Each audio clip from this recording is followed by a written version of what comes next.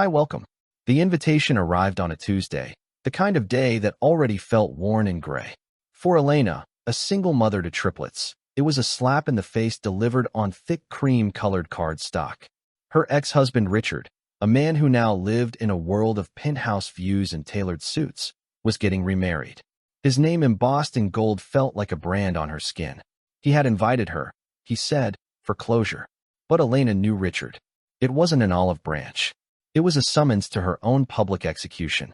He wanted to parade his new life, his new wealth, and his perfect new bride in front of the woman he'd left with nothing but 3 tiny mouths to feed. He wanted to see her crumble. What he didn't know was that in the ashes of the life he'd burned down, Elena had forged herself into something unbreakable, and she was about to attend his party. The 4th-floor walk-up on the edge of Queens felt a world away from the life Elena had once known. Each morning her world was a symphony of small struggles. The leaky faucet in the bathroom that dripped a constant maddening rhythm. The chorus of "Mommy, I'm hungry" from 3 identical sets of lungs. The scent of stale coffee and baby powder that clung to the air like a second skin. Liam, Noah, and Chloe were her universe. Their tangled blonde hair, their scraped knees, their brilliant, innocent smiles, they were the reason she breathed. They were also the reason she was perpetually bone-achingly exhausted. This life was her reality, a stark contrast to the silken sheets and sun-drenched mornings of her marriage to Richard Sterling. In those days, her biggest concern was which charity gala to attend, or whether the caterer had sourced the correct vintage of champagne. Richard, with his sharp suits and sharper ambition, had built an empire in finance, and she had been his curated first lady, the perfect accessory to his meteoric rise. She'd given up her architectural degree, her career, her very identity, to fit into the mold he'd created for her. And when she'd finally given him the one thing he claimed to want, an heir, it had shattered everything. The news of triplets had been a shock, but for Elena, a thrilling one. For Richard, it was an inconvenience. 3, he'd scoff, the word dripping with disdain. Elena, this isn't a suburban sitcom. It's messy. It's common. He'd wanted a single perfect child to mold in his image, not a chaotic trio that would disrupt his pristine, orderly existence. His detachment grew into a chasm, and by the time the children were born, he was a ghost in their lives. The divorce was swift and brutal. His lawyers painted her as an unstable, grasping woman, and she, too, broken to fight, had walked away with a meager settlement that evaporated within the first year of diapers, formula, and rent. He kept the penthouse, the portfolio, the life they had built. She was left with 3 beautiful, screaming, wonderful babies and the crushing weight of starting over. The invitation felt like a cruel joke, a ghost from a past she was desperately trying to outrun. It was nestled between a final notice utility bill and a coupon booklet for diapers. The envelope was heavy, opulent, smelling faintly of a perfume Amelia, his fiancée, probably wore. Amelia Vance, daughter of a rival titan in Richard's world, a woman whose photograph in the society pages always looked glossy and untouchable. Their marriage wasn't just a union. It was a merger, a consolidation of power. Elena's hands trembled as she sliced it open with a kitchen knife. Richard Sterling and Amelia Vance request the honor of your presence. The script was a swirl of gold ink. Below it, in Richard's precise, arrogant handwriting, was a personal note. Elena, I truly hope you can make it. It would mean a lot to me to have you there, to close this chapter properly and move on with no hard feelings. Are no hard feelings, she whispered, the words tasting like ash. Every word was a lie, a carefully sharpened dart. He didn't want closure. He wanted an audience for his triumph. He wanted to see her walk into that grand ballroom, her clothes secondhand, her face etched with the exhaustion of single motherhood. And he wanted everyone to see how much better off he was without her. He wanted to disgrace her, to put a final definitive stamp on her failure and his success. The power imbalance had always been his favorite drug. He thrived on knowing he had more, that he was more. She sank onto her lumpy sofa, the springs groaning in protest. On the floor, her toddlers were creating a fortress of mismatched blocks, their laughter echoing in the small apartment. Liam, the thoughtful one, carefully placed a block. Chloe, the firecracker, promptly knocked it down, squealing with delight. Noah, the gentle peacemaker, tried to pat his sister's arm in a gesture of comfort. They were so perfect. They were everything. Richard had never even bothered to learn which one was which. He saw them as a single inconvenient entity. For 2 years, she had scraped by.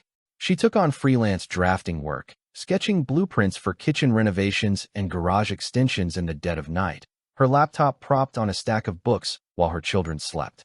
Every dollar was a victory, every paid bill a mountain conquered. But it was a life lived on the precipice of disaster where a sick child or a broken-down car could send her spiraling into debt. She looked at the invitation again at the gleaming gold letters. A slow, unfamiliar fire began to burn in her gut. It wasn't just anger. It was something colder, sharper. It was resolve. Richard had written her off. He'd cast her in the role of the tragic, pathetic ex-wife. He had built a gilded cage for her during their marriage, and when she no longer suited it, he had thrown her out into the cold. He expected her to arrive broken. He expected her to be ashamed. He was about to be deeply, deeply disappointed. The view from Richard Sterling's 80th floor office was by any measure magnificent. The entirety of Manhattan sprawled below him, a concrete kingdom glinting in the afternoon sun. To Richard, it wasn't just a view. It was a reflection of his own dominion. He was a master of this universe, a man who bent markets to his will and people to his whim. He adjusted his silk tie, the knot perfect, and took a sip of his Macallan 25. The amber liquid was smooth, but it did little to soothe the restless, gnawing thing that lived inside him. His fiancée, Amelia Vance, sat opposite him, her posture as impeccable as her Chanel suit. She was examining the wedding invitation, her finger tracing the gold embossing. Amelia was not a woman given to frivolous sentiment. She was sharp, strategic, and every bit as equal in ambition. Theirs was a partnership forged in the boardrooms of their respective family empires, a union that would make them the undisputed power couple of New York finance. "Are you sure about this, Richard?" she asked, her voice calm, but with an edge of steel. She held up the invitation, inviting her. "It seems unnecessarily dramatic." Richard swirled the whiskey in his glass. "It's called being the bigger man, Amelia. Closure. We were married for 7 years. It's the civilized thing to do." Amelia's perfectly sculpted eyebrow arched. She knew him too well for such facile explanations. Civilized or a performance? You want her there so you can feel the victory more acutely, so you can see what you've gained against what she's lost. He hated how well she could read him. It was one of the things that attracted him to her and terrified him. "Don't be ridiculous," he snapped, his voice a little too sharp. "I pity her, that's all. Stuck in some dreadful little apartment with them." He couldn't bring himself to say their names, the triplets, the chaotic, screaming embodiment of his life's biggest miscalculation. He had envisioned a dynasty, a single son to carry the Sterling name, a child he could mold.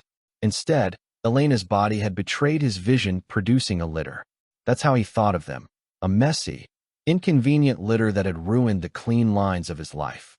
The truth was, his marriage to Elena had been a constant, low-grade humiliation. She was brilliant. When they'd met, she was at the top of her class in architecture at Columbia, a mind so sharp and creative it intimidated him. He'd fallen for that mind. But once he possessed it, he'd felt compelled to dull it. He encouraged her to quit her job, to focus on their social life, to become Mrs. Sterling. He needed her to be an extension of him, not a competitor. But even in her domestic role, her intelligence shone through in ways that pricked his ego. The way she could dismantle his arguments with quiet logic. The way his business partners were more captivated by her insights at dinner parties than his market predictions. He had needed to be the sun, and she was a competing star. Leaving her hadn't been enough. He needed to prove that her brilliance was nothing without his money, his name, his world. He needed to see her diminished. The stories he heard through the grapevine were delicious to him. Elena struggling with freelance work. Elena buying groceries with coupons. Elena looking tired and worn. Each story was a balm to his insecure soul. This wedding was to be the final act. He would stand at the altar, a king beside his queen, and Elena would be a peasant in the pews, a living testament to the fact that he was the one who had won. "She won't come, of course," he said with a confident wave of his hand. "She won't have the nerve or a dress that isn't from a thrift store. This is just a gesture." "I think you underestimate her," Amelia said, placing the invitation back on his polished desk. "And you overestimate your own subtlety." This isn't a gesture, Richard. It's a provocation. Be careful she doesn't respond in a way you're not prepared for. Amelia's motives were her own. Marrying Richard was a sound business decision. It would secure her position as CEO of her father's company and merge their assets into an unassailable fortress. She wasn't in love with Richard. She wasn't sure he was capable of inspiring love, but she respected his ruthlessness. What she didn't respect was this petty obsession with his ex-wife. It was a weakness, a flaw in his otherwise polished armor. It suggested an emotional fragility that could become a liability. She was marrying Sterling Capital, not Richard Sterling's unresolved insecurities. I have it all under control, he insisted, standing up and walking to the window. He looked down at the city, at the thousands of lives playing out below. They were all just ants scurrying along paths he could alter with a single phone call. Elena was one of them. Insignificant. She's a part of my past. This is about our future, Amelia. A future of absolute power. Amelia watched him, her expression unreadable. Just remember, Richard, she said softly. The past has a way of showing up when you least expect it, and it rarely arrives in the way you picture. But Richard wasn't listening.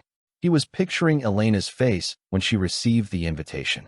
He imagined her quiet weeping, her impotent rage, the soul-crushing envy. He saw her in a cheap dress, her eyes full of regret as she watched him slip a 10-carat diamond onto Amelia's finger. The image was so vivid, so satisfying, it almost felt real. It was a high he hadn't felt in years, a confirmation of his superiority that he craved more than any stock market victory.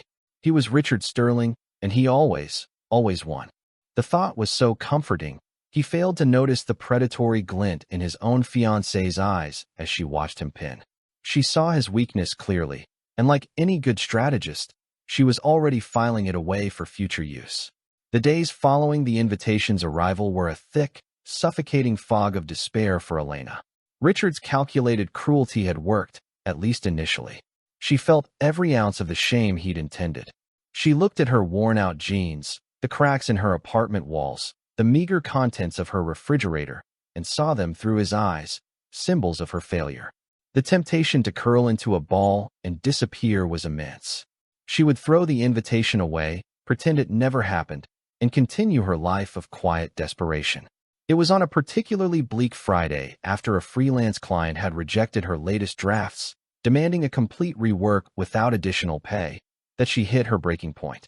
With only $27 in her bank account and the rent due, she bundled the triplets into their rickety triple stroller and walked to the park, needing the open space to breathe. As the children played in the sandbox, she sat on a bench, her head in her hands, the weight of the world pressing down on her. She was so lost in her misery that she didn't notice the man who had stopped in front of her until he spoke. Elena Petrova, is that you? The voice was familiar, a warm tenor from a lifetime ago. She looked up, shielding her eyes from the sun, and saw a face she hadn't seen in nearly a decade. Marcus Thorne. He had been 2 years ahead of her in the architecture program at Columbia, a whirlwind of creative energy and kindness. He'd been one of the few who had told her she was making a mistake by dropping out to marry Richard. Marcus, she breathed, her voice raspy. He looked different, older, more confident, dressed in a stylish but casual blazer and dark jeans. But his eyes were the same, kind and intelligent. I thought it was you, he said, a wide, genuine smile spreading across his face. His smile faltered slightly as he took in her appearance. The dark circles under her eyes, the palpable aura of exhaustion. It's been a long time. I heard you married Sterling. The way he said the name was clipped, devoid of admiration. Elena forced a weak smile. I did, and then I unmarried him. These are mine, she said, gesturing with a heavy heart toward the sandbox. Liam, Noah, and Chloe. Marcus' eyes lit up as he looked at the children. Wow, triplets. You always were an overachiever, Petrova. He crouched down, greeting the kids with a warmth that made Elena's throat tighten. He didn't see them as a burden or a mess. He saw them as children. They talked for over an hour. Elenina, to her own surprise, found herself pouring out the whole story, the stifling marriage, Richard's cruelty, the brutal divorce, her current struggles. She even told him about the wedding invitation. She expected pity, but Marcus's expression hardened into something else. Indignant anger on her behalf. That's not closure, Elena. That's a public execution, he said, echoing her own thoughts. He was always an insecure bastard. I never understood what you saw in him. Your designs, your vision. You were the most talented person in our program. You were going to change the skyline.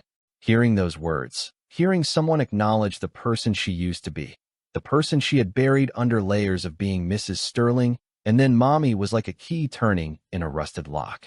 A part of her she thought was dead flickered to life. That person is long gone. Marcus, she said quietly. I draft kitchen extensions now when I can get the work. No, he said, his voice firm. He sat beside her on the bench, his energy focused and intense. That person is dormant. Listen, Elena, this might sound crazy, but I think this is fate. My firm Thorne and Associates, we just landed the bid for the new riverfront development project. It's a massive undertaking, a sustainable mixed-use community. The lead architect on my team just left for a competitor, and I'm in a bind. He turned to face her fully. The initial design proposals are uninspired. They lack a soul. They lack the kind of human-centric, beautiful functionality that you were known for. I remember your thesis project, that urban sanctuary design. It was revolutionary. Elena stared at him, her heart starting to beat faster. Marcus, I can't. I haven't worked on a major project in a decade. I have 3 toddlers. My life is chaos. I don't need you in an office 90 hours a week. He counted, his eyes gleaming with excitement. I need your brain. Work from home. Work after the kids are asleep. I don't care. I'll pay you a consulting fee, a generous one, just for your concepts. Draw up some initial sketches. Give me a vision, something to shake up the board. Show me what that riverfront community should feel like. It was a lifeline thrown from a ship she hadn't even realized was sailing past. It was terrifying. The thought of stepping back into that world, of competing, of having her ideas judged, it was overwhelming. But the alternative, sitting here broken and broke, waiting for Richard's wedding day to arrive like a final nail in her coffin, was infinitely worse. Why, Marcus? She asked, her voice trembling. Why would you do this for me? He looked from her to the children who were now trying to pile sand on his expensive shoes, and he just smiled. Because I've always believed that talent like yours is a terrible thing to waste, and because, frankly, I can't stand the thought of a bully like Richard Sterling getting the last laugh. He stood up and handed her a business card. No pressure, Elenina, but the project proposal is on our website. Take a look. If you feel that spark, call me. The meeting with the city planners is in 4 weeks. For weeks. The wedding was in 5.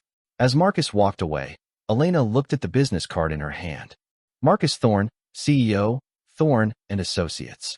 It felt heavier than a simple piece of cardstock. It felt like a choice, a weapon. Richard wanted to see her as a victim. Marcus had just reminded her she could be a victor. She looked at her children, her beautiful, resilient children, and the fire in her gut. The one that had been flickering since the invitation arrived, roared to life. She wasn't just going to survive. She was going to build a new world for them, one sketch at a time. And Richard's wedding, it was no longer a summons to her execution. It was a deadline. The 4 weeks that followed were a blur of frenetic energy, a resurrection fueled by caffeine and sheer unadulterated willpower. Elena's tiny apartment transformed. The living room floor became a sprawling canvas of tracing paper, architectural sketches, and styrofoam models. The scent of baby powder was now mingled with the sharp, clean smell of graphite and ink. She worked with a ferocity she hadn't felt in years, rediscovering muscles in her mind that had long since atrophied. The first week was paralyzing. Staring at the blank page, her mind was a cacophony of self-doubt. Richard's voice was a constant venomous whisper in her ear. You're not good enough. You gave up. You're just a mother now. She would sketch a line, then erase it, her hand shaking. But then she would look at her children sleeping in their shared room, their chests rising and falling in peaceful rhythm, and she would find her resolve. This wasn't for her ego. This was for their future. She dove into the riverfront project, not just as a designer, but as a mother, as a citizen who understood what a community needed. She ignored the cold, sterile designs Marcus had shown her and started from scratch. She envisioned a space that breathed, green roofs that doubled as community gardens, a central plaza with interactive water features for children, pathways designed for strollers and wheelchairs, and housing units with flexible layouts for growing families. Her designs weren't just about steel and glass. They were about light, connection, and life. The architect she was meant to be was reawakening, and she was more brilliant than before because now she had lived a life outside the ivory tower. She called Marcus late one night, a week before the deadline, her voice a mix of terror and excitement. "I have something," she said. "It might be crazy. Crazy is what I'm paying you for," he'd replied warmly. "Send it over." The next morning, he called her back. He was silent for a long moment after she answered. "Elena," he said finally, his voice thick with awe, "this isn't just something. This is it. This is the soul. You didn't just design a development. You designed a neighborhood. I'm taking this to the board tomorrow." The board loved it. The city planners were ecstatic. Marcus called her with the news that her concept had been unanimously approved as the guiding vision for the entire multi-billion-dollar project. He offered her a full-time position as lead conceptual designer with a salary that made her gasp and a flexible schedule that would allow her to continue working primarily from home. He also insisted on paying her an immediate substantial bonus for the approved concept. "Genius," he said, "should be rewarded." The day the money hit her bank account, Elena stared at the number on her phone screen and wept. It wasn't just relief. It was validation. It was the sound of Richard's voice in her head finally going silent. With her new resources, her life began to change quickly and quietly. She hired a wonderful, reliable nanny, a warm woman named Sophia, who the triplets instantly adored. She moved out of the fourth-floor walk-up and into a spacious, light-filled three-bedroom apartment in a dormant building, not on the Upper East Side, but in a family-friendly neighborhood with excellent schools. For the first time, the children had their own rooms. Watching them explore their new home, their laughter echoing off the freshly painted walls was a joy so profound it physically hurt. But her transformation wasn't just external.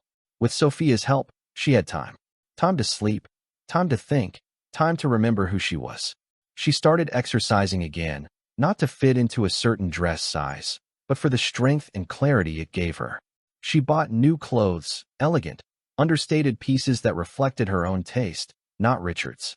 She looked in the mirror and saw not a tired, defeated woman, but Elena Petrova, a mother, an architect, a survivor.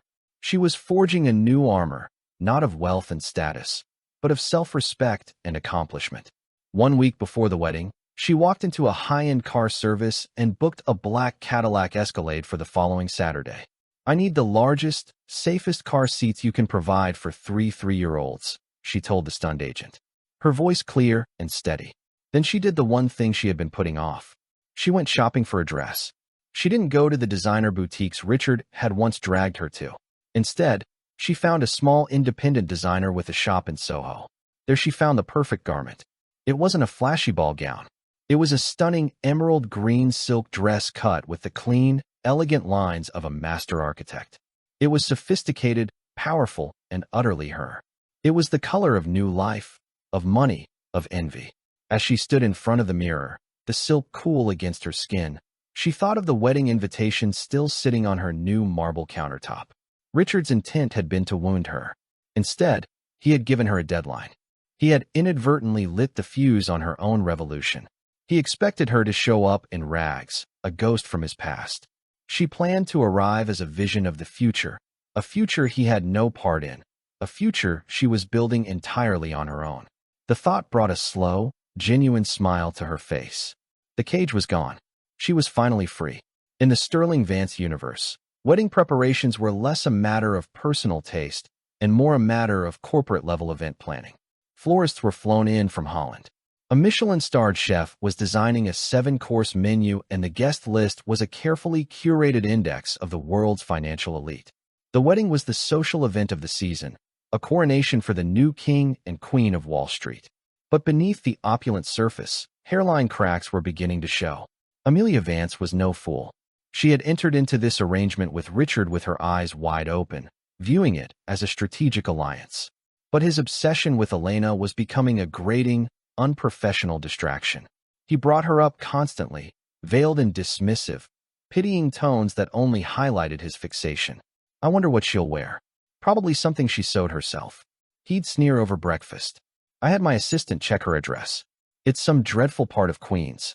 Can you imagine?" He'd muse while they were reviewing seating charts. Amelia would simply nod, her expression placid, while inside her mind was calculating. This weakness of his was more profound than she'd realized. It wasn't just ego. It was a psychological wound, and he was picking at it like a child. A man this easily unsettled was a man who could be a liability. Her father, a ruthless patriarch who had built his empire on exploiting his rival's weaknesses, had given her one piece of advice. Know everything about the man you're marrying, especially the things he tries to hide. So Amelia did what she did best. She initiated a quiet, thorough investigation. She didn't use company resources, but her own private network, a discreet firm that specialized in uncovering the well-hidden secrets of the powerful. She wanted to know everything about Elena Petrova's fall, and more importantly, if there was any sign of a rise.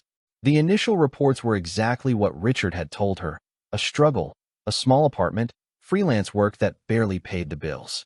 But then a month before the wedding, the data began to change. First, there was a large one-time payment to Elena's account from a Thorne and Associates. Amelia knew the name. Marcus Thorne was a rising star in the architectural world, a visionary who was snapping up major city contracts. A quick search revealed Thorne and Associates had just won the riverfront development project. Then came the change of address, a move to a luxury apartment building. A credit report showed new accounts being opened, a nanny service being paid, high-end purchases. It wasn't the portrait of a woman in ruins. It was the portrait of a woman on a sudden dramatic upswing. Amelia sat in her office, staring at the file. She could, of course, show this to Richard, but what would that accomplish? It would send him into a rage, an obsessive spiral that would make him even more unstable in the days leading up to their merger, their wedding.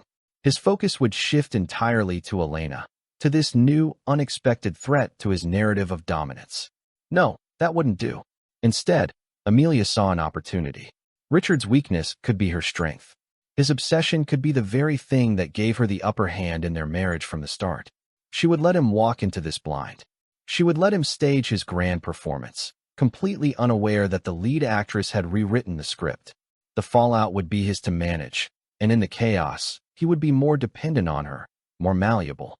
"Any news on whether your ex-wife is gracing us with her presence?" she asked him coolly one evening as they finalized the seating arrangements. Richard scoffed, moving Elena's name card to a table in the back next to a drafty service door and near the kitchens. A final petty insult. Still no RSVP. She's probably trying to decide if she can afford a taxi. Don't worry, my love. She'll either be a no-show, which is a win, or she'll come and make a fool of herself, which is an even bigger win. And the children? Amelia asked a carefully neutral question. What about them? Richard's face soured. She wouldn't dare. It's a formal affair. Besides, she probably can't afford a babysitter for one, let alone 3. He laughed, a short, ugly sound. Amelia felt a flicker of something close to contempt. He was so blinded by his own arrogance, he couldn't see the storm gathering on the horizon. He saw Elenina as he'd left her 2 years ago, frozen in time, a static image of defeat. He was preparing for a battle against a ghost while a living, breathing queen was plotting her arrival. She made a decision. She picked up Elena's name card from the Siberia table. "You know, darling," she said, her voice like honey. "It looks cruel putting her back here. People will talk. They'll say you're being vindictive." She moved the card to a much more prominent table, one near the front, with a clear view of the head table. "Let's put her here. It shows confidence. It shows we're truly above it all." Richard's ego swelled at the suggestion. Of course, it was a power move to place his ruined ex-wife front and center was the ultimate display of unbothered superiority. Brilliant, Amelia. Absolutely brilliant. Let her have a good view of what she lost. Amelia smiled, a perfect, serene bride-to-be. "Exactly, my love." She had just handed Elena a front-row seat to the implosion of Richard Sterling. It was a wedding gift to herself. The whispers at this wedding were going to be far more interesting than anyone could possibly imagine. And the most damaging lies wouldn't be the ones told about Elena, but the ones Richard had been telling himself.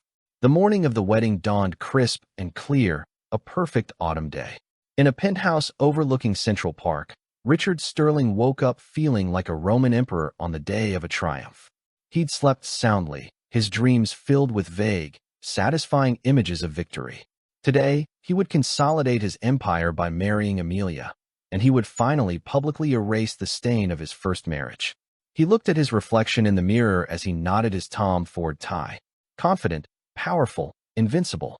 He felt a thrill of anticipation, the same he felt just before a hostile takeover. This was the final merger, the one that would secure his legacy. The thought of Elena, if she even dared to show up, was a minor, amusing footnote to his grand day. Across town, in a sun-filled apartment that smelled of pancakes and fresh coffee, Elenina Petrova's morning was a study in controlled chaos. Liam, Noah, and Chloe, dressed in adorable matching navy blue suits she'd bought for them, were chasing each other around the living room, their laughter a joyful, chaotic melody. Sophia, the nanny, was trying to simultaneously wrangle them and pack a bag full of toys, snacks, and wipes. Elena, however, was an island of calm in the middle of the storm. She stood in her bedroom, looking at the emerald dress hanging on the door. It was more than a dress. It was armor. Every stitch held the memory of the late nights she'd poured into her designs, the courage it took to reclaim her life. This wasn't an act of revenge. Revenge was Richard's game, a bitter, corrosive emotion. This was an act of reclamation.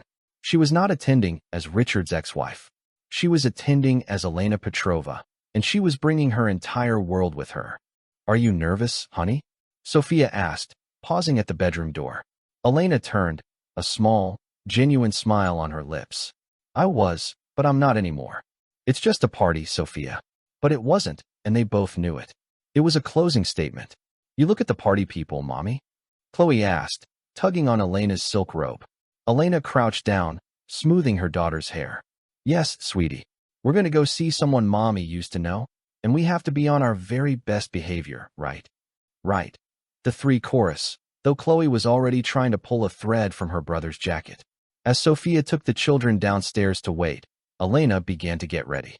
She styled her own hair, letting it fall in soft waves over her shoulders. She did her own makeup, emphasizing her eyes, which were no longer shadowed with exhaustion, but clear and bright. When she finally slipped on the emerald dress, it felt like a second skin. She looked at herself in the full-length mirror. The woman staring back was a stranger to the broken, weeping woman who had received that invitation 5 weeks ago. This woman was formidable.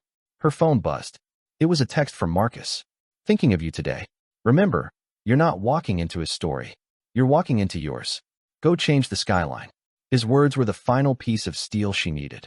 She took a deep breath, grabbed her clutch, and walked out of her bedroom, the silk of her dress whispering with every step.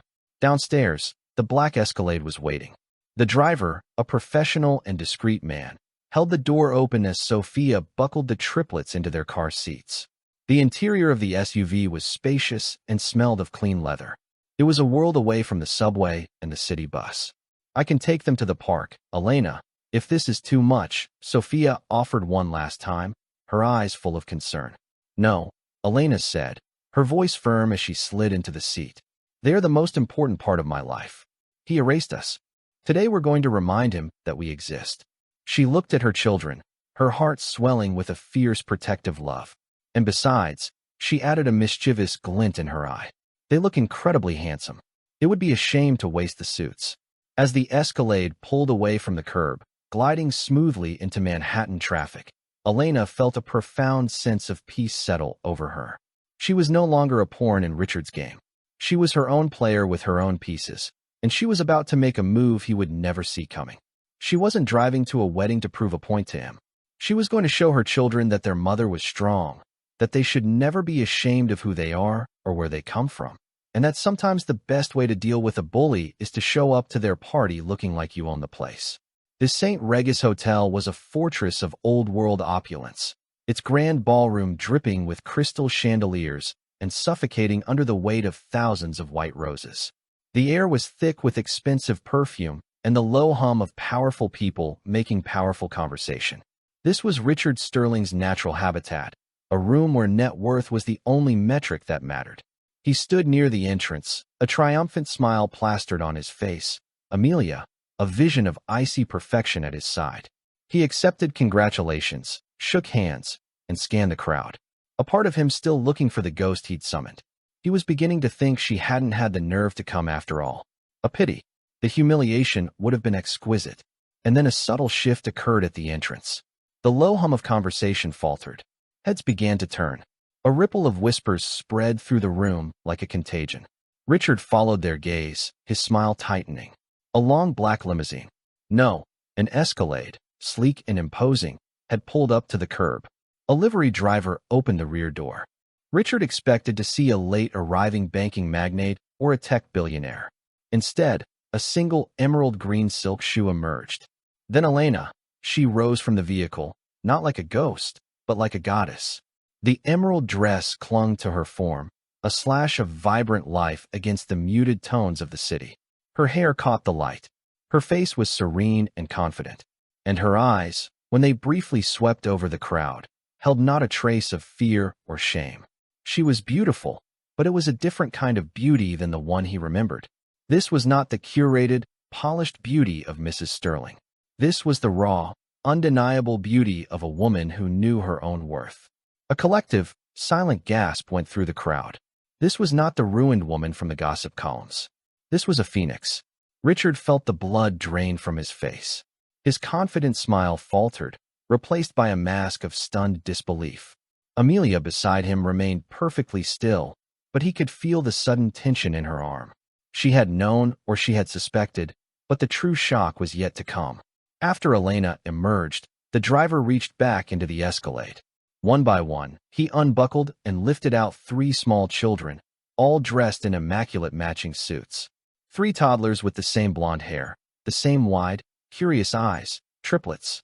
They were not the messy, inconvenient abstraction Richard held in his mind.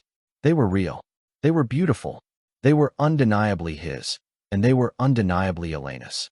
She took their hands, 2 on her right, 1 on her left, and she began to walk towards the entrance. The 4 of them, a family, a complete, unbreakable unit. The sight was a cannonball to the hull of Richard's carefully constructed narrative. He had invited a beggar to his feast to mock her poverty. Instead, a queen had arrived with her heirs, not in a display of need, but in a display of a different kind of wealth, a richness of life he had discarded and could never get back. The whispers in the ballroom grew louder. Is that Elena? My God, are those his children? I heard he cut them off completely. She looks incredible. Every word was a hammer blow to Richard's ego. He had wanted to be the center of attention, the victor on his throne. But in one breathtaking moment, Ella Lenina had stolen the entire narrative. She wasn't the tragic backstory to his glorious new chapter. She was the star of a much more interesting story, and he was suddenly a minor villainous character in it. As she entered the ballroom, the crowd parted for her as if she were royalty. She didn't look at Richard. She didn't need to.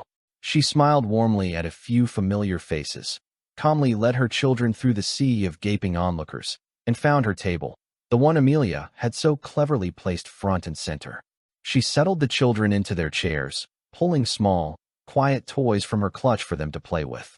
She moved with an unhurried grace, completely at ease, as if she were merely having a Saturday lunch with her children. She was not performing. She was simply being. And her being there in all her unexpected glory was a louder statement than any screaming match could ever be. Richard stood frozen, his champagne flute clenched in his fist. He could feel hundreds of eyes on him, watching his reaction. They were judging him. They were pitying him. He, Richard Sterling, was being pied at his own wedding. Amelia turned to him, her voice a lethal whisper. You said you had this under control, Richard. It appears your control has just walked in the door wearing emerald green. He could feel his empire, the one built on perception and intimidation, begin to tremble on its foundations. The trap he had set for his ex-wife had just snapped shut on him. The air in the ballroom was charged with a tension so thick it felt like another guest. The string quartet played on, a frantic, cheerful sound completely at odds with the drama unfolding. For 20 minutes, Richard remained paralyzed, watching Elena from across the room. She was the picture of maternal grace leaning down to whisper to one of her sons, laughing softly at something another one did. She was ignoring him, and the dismissal was more infuriating than any direct confrontation could have been. She was robbing him of his power by refusing to acknowledge it. Finally, fueled by a cocktail of rage and humiliation, he could stand it no longer. He muttered a clipped excuse to Amelia and strode toward Elena's table, a predator closing in on its prey. The whispers followed him, a wave of anticipation rippling through the guests. "Elena," he said, his voice a low growl as he reached her table. He had intended to sound intimidating, but a tremor of fury betrayed him. She looked up, her expression one of mild, polite surprise, as if noticing a waiter for the first time. "Richard, what a lovely party. The roses are a bit much, but Amelia always did favor spectacle."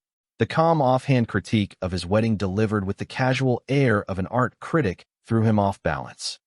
"What is this?" he hissed, gesturing vaguely at her. "The children, the entire scene. What kind of game are you playing?" "Game?" Elena raised an eyebrow. She handed Noah a toy car. "There's no game, Richard. You invited me to your wedding. I came. You never mentioned I shouldn't bring my children. My apologies if that's a breach of etiquette, but as you know, I can't afford a nanny." The lie was delivered so smoothly, so flawlessly. It was a work of art. It was a dagger coated in sugar. Richard's face contorted. "Don't play dumb with me. The dress, the car, Thorne, you're working for Marcus Thorne." He had made a few frantic calls just moments before. The truth had come crashing down on him. "I am," Elena said simply. "He values my work. It turns out my brain didn't atrophy when I became a mother. Imagine that." The children, sensing the tension, had grown quiet. Liam, the sensitive one, looked from his mother to the angry man, his lower lip beginning to tremble. "You did this to humiliate me," Richard accused, his voice rising. Elena finally dropped the placid facade. She leaned forward, her eyes flashing with a cold fire he hadn't seen in years. "No, Richard, you invited me to humiliate me. You wanted me to crawl in here, broken and ashamed, to serve as a backdrop for your glorious new life. You wanted to point at me and show everyone how far you'd risen. The only thing I did was refuse to play the part you wrote for me. This," she said, her voice dropping to a whisper, "is not my humiliation. It's a mirror, and you don't like what you see." It was at that moment that Amelia arrived, gliding to a halt beside her new husband. She didn't look at Richard. She looked at Elena, and for the first time, there was a flicker of something other than icy composure in her eyes. "Respect, Elena," Amelia said, her voice smooth as silk. "I'm so glad you could make it, and your children are beautiful." She then turned her gaze on Richard, and the temperature dropped by 20 degrees. "Richard, darling, our guests are beginning to wonder why you're accosting a single mother and her children. It's a very bad look. It suggests instability." The word hung in the air, a public indictment. Instability in their world. It was a death sentence, a sign of a bad investment. Richard was trapped. He was being outmaneuvered by both his ex-wife and his new one. He looked at Elena's children, really looked at them, and saw not just her defiance, but his own discarded legacy. He saw 3 perfect little boys and a girl who would grow up calling another man dad. He saw a life of warmth and laughter he was completely excluded from. In that moment, something inside him shattered. The arrogance, the pride, it all crumbled, leaving behind only the raw, knowing insecurity that had been there all along. "Get out," he choked out, the words barely audible. "Just get out." Elena stood up, her movements deliberate and graceful. She gathered her children who clung to her, sensing the battle was over. She looked Richard in the eye one last time, and there was no hatred in her gaze, only a distant clinical pity. "Thank you for the invitation, Richard," she said, her voice clear and carrying in the now silent ballroom. "It was exactly the push I needed."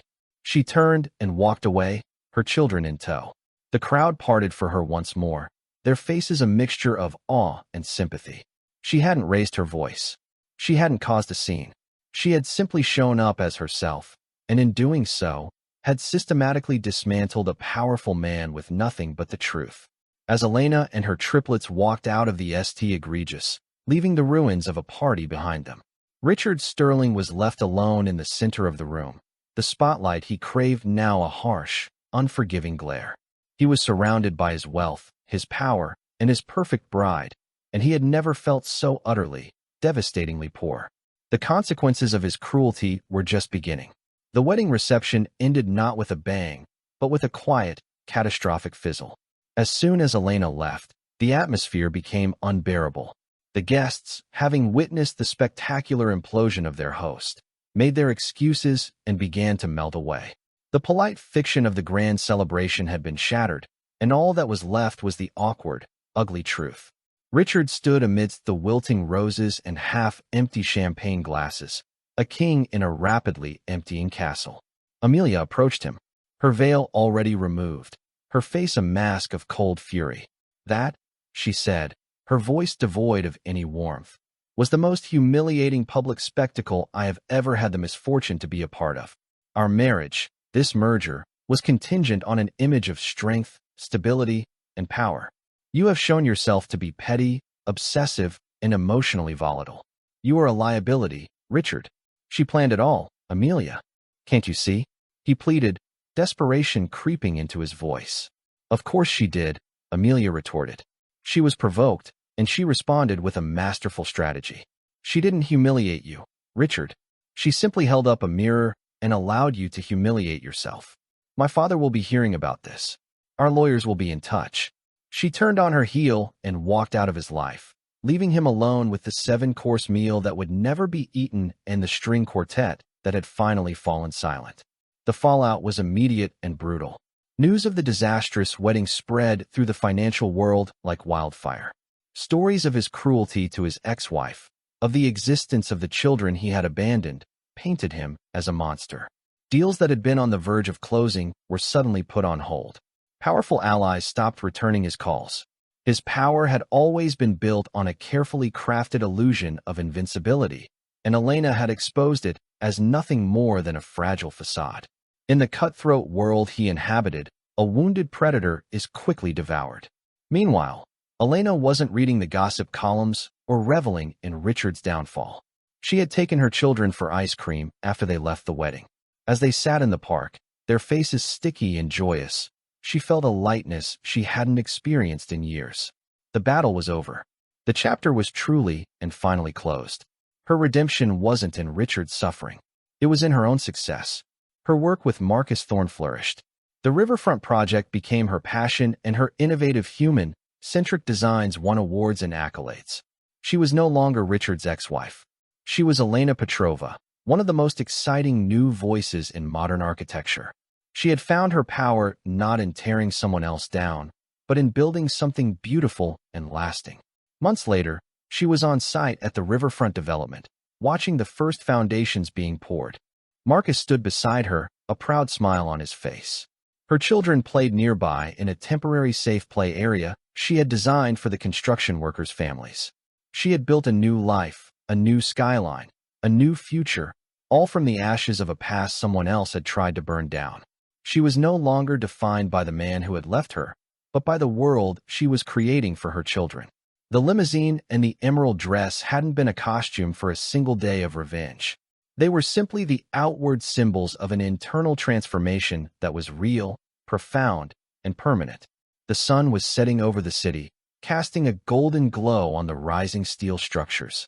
And for the first time in a very long time, Elena felt she was exactly where she was supposed to be at the dawn of her own magnificent creation. Elena's incredible journey shows us that true power isn't about wealth or status, but about the strength you find when you have nothing left to lose. She didn't seek revenge. She sought redemption and found it by rebuilding her life on her own terms. Richard's story is a powerful reminder that cruelty born from insecurity will always eventually be its own undoing.